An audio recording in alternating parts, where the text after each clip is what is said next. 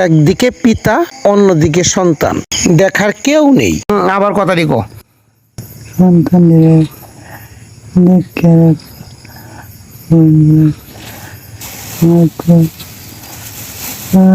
আচ্ছা ঠিক আছে, সন্তান দেখে রাখবো, টেনশন করিস না। এটা করা কিছু নাই বাবা, এটা কি আল্লাহ তো তোরা সুস্থ করতে পারে, এটা তো করা কিছু নাই, নাও করতে পারে, এটা করা কিছু নাই, মেনে নিতে হবে।